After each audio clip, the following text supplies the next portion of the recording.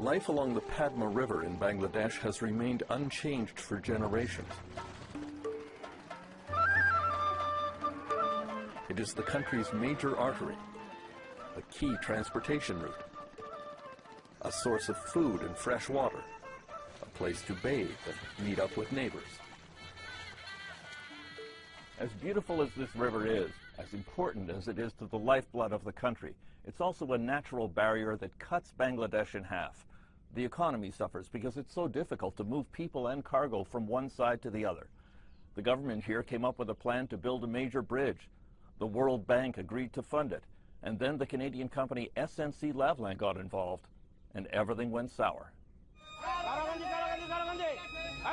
The cost to the poor people of Bangladesh is enormous. Tens of thousands of people cross the Padma River each day in rickety ferries. Hundreds die every year in ferry accidents. Moving cargo is even more treacherous. Buses and trucks piled high with produce are packed onto unreliable heavy boats that take a long time to load and unload.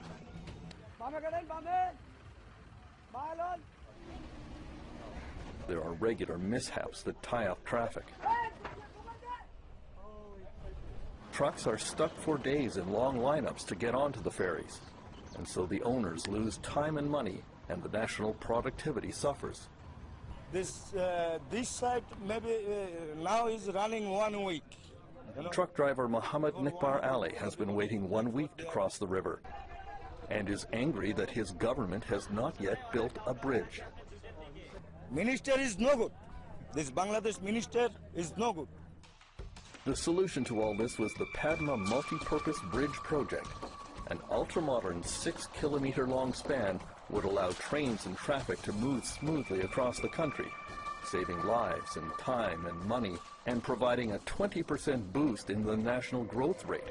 The estimated cost of the project was almost $3 billion, with the greatest share of the funding coming from the World Bank. Prime Minister, so nice to meet you. In an exclusive interview, Bangladesh Prime Minister Sheikh Hasina told me the bridge project is crucial to the future of her country. Padma Bridge will enhance the economic activities of the southern Bengal, our business, our trade, and also communication. It depends on this bridge. So it is very, very important. From the first moment the World Bank got involved in the Bangladesh Bridge project, it was worried about local corruption. For years, Bangladesh was listed as one of the most corrupt countries in the world on the list assembled by Transparency International. In the last few years, the ranking has improved slightly, but at Bangladesh's largest English-language newspaper, the Daily Star, editor Mahfouz Anam admits that bribes and corruption remain a central feature of life in his country. Corruption at the low level, at the mid-level, corruption because of political influence peddling, corruption because of cronyism. Yes, I'm very sad to say that I cannot make a vigorous stance that Bangladesh's corruption scene has dramatically changed. In June 2011, the Bangladesh government chose the Montreal firm SNC-Lavalin to supervise the construction of the Padma Bridge. The contract was worth about $50 million. Then, 3 months later, the World Bank advised Bangladesh that there was evidence of corruption in the awarding of the bridge supervision contract that had to be resolved before any money would be forthcoming. A special World Bank investigation was carried out by a blue ribbon panel led by the famous Argentinian judge Luis Moreno Ocampo. The first World Bank allegation was that SNC-Lavalin had agreed to pay bribes to the senior Bangladeshi politicians in charge of the project, Communications Minister Saeed Abul Hussein, $5 million and to the former Foreign Minister Chowdhury Kaiser. Many were stunned that such senior, important political figures would be involved. You know, on behalf of the World Bank, Judge Luis Moreno Ocampo alleged a criminal conspiracy to arrange bribes for Bangladeshi officials, which originated in your minister's office. What have you done about it?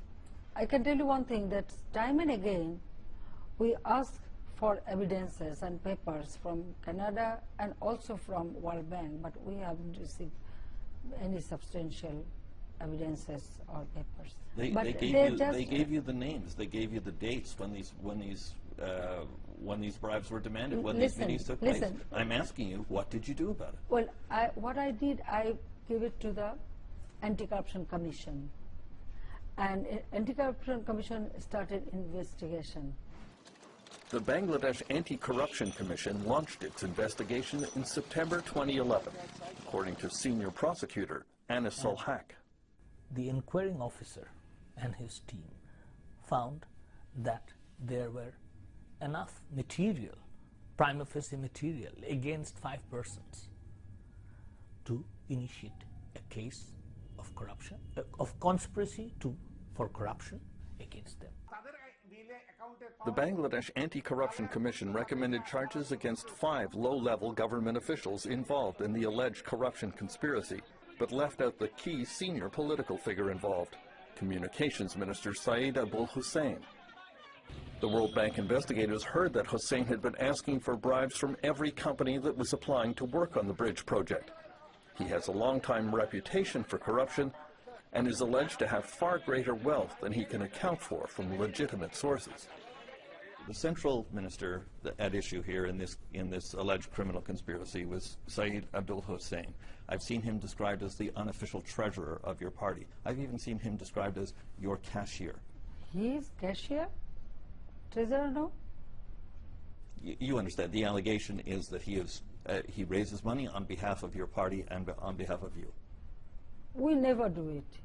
Our party, he is not the person to raise money. If anybody says so, they are wrong, totally wrong.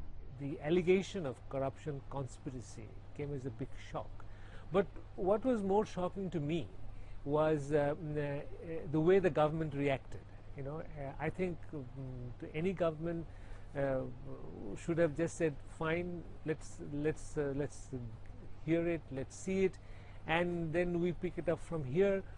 But on our part, we started with a very vigorous denial, and that set the tone for the rest of the, investigation and negotiations with the World Bank. I don't understand how you can say there was no corruption in this Padma case. No, when your own anti-corruption listen.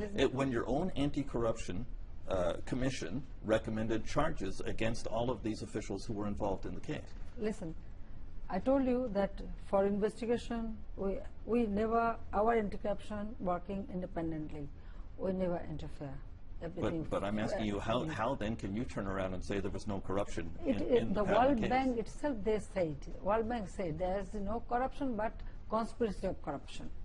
The defensive posture set a tone for the rest of the investigation. It was denial that nothing happened. Then, the government took the position that since there was no money actually exchanged, so there is no question of corruption.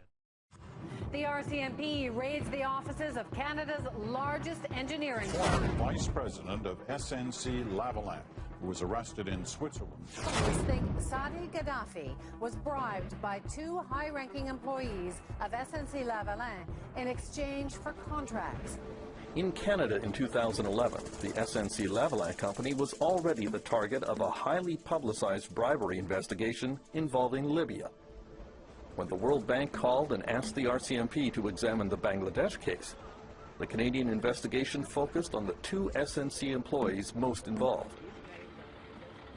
Former SNC Vice President Ramesh Shah and former SNC engineer Mohammed Ismail have now been charged under the Corruption of Foreign Officials Act with attempting to bribe Bangladeshi officials to obtain the Padma Bridge contract. The Bangladesh media has reported that an SNC bribe list included over $5 million for 5 recipients. One of the names on the bribery list is former Bangladesh Foreign Minister Chowdhury Kaiser. He denies any bribery conspiracy. Absolutely banal and bogus. In my presence, nothing of the sort was discussed. Why was your name on the list of people who would receive bribes?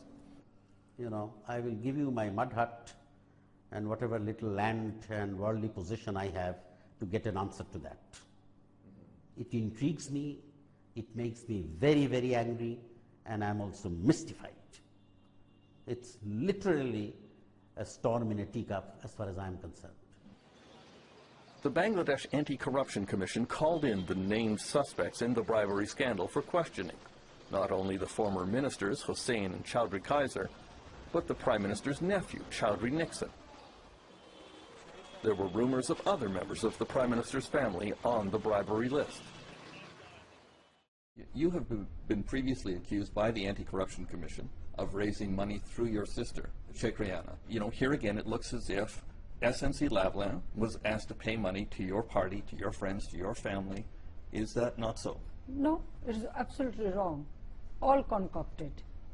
They could prove it. Last 2-3 years, could they prove it? No.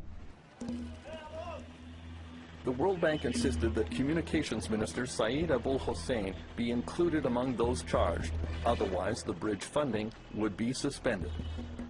Sheikh Hasina refused and eventually announced that the bridge plan would proceed without the World Bank funding. Many believe that decision effectively cancels the project. Minister Hussein was allowed to quietly resign. That minister, however powerful or important, couldn't have been more important than the bridge. So at one stage we have to say that because time is passing away, but we need to build up this Padma Bridge. So we said, okay, we don't need your money. Do you realize that the Padma Bridge project and this controversy with the World Bank has strained your relations with the international community?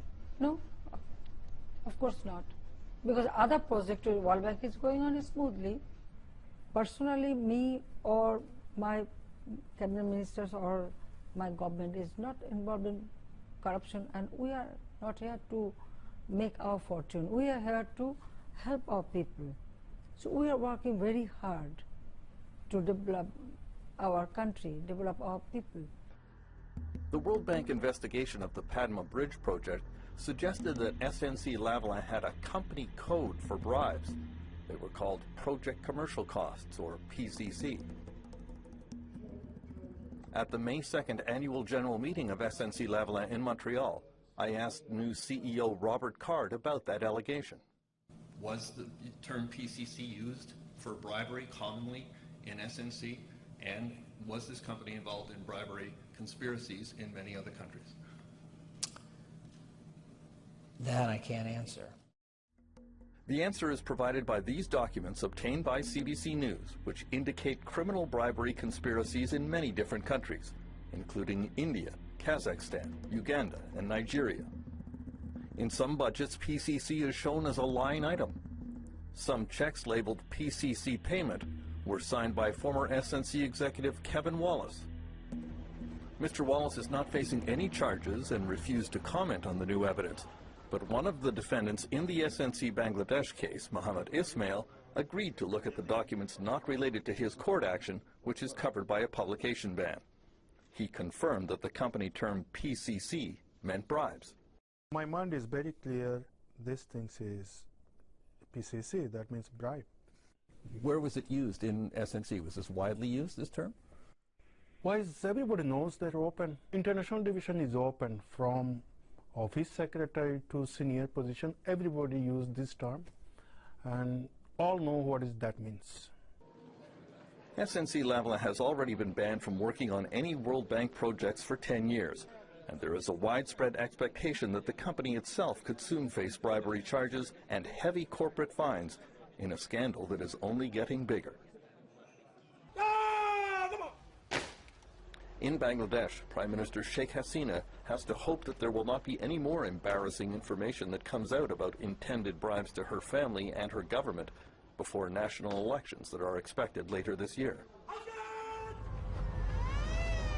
On the Padma River, life will go on with all the dangers and economic damage that could have been avoided if only government officials had not asked for bribes and a Canadian company had not allegedly agreed to pay them.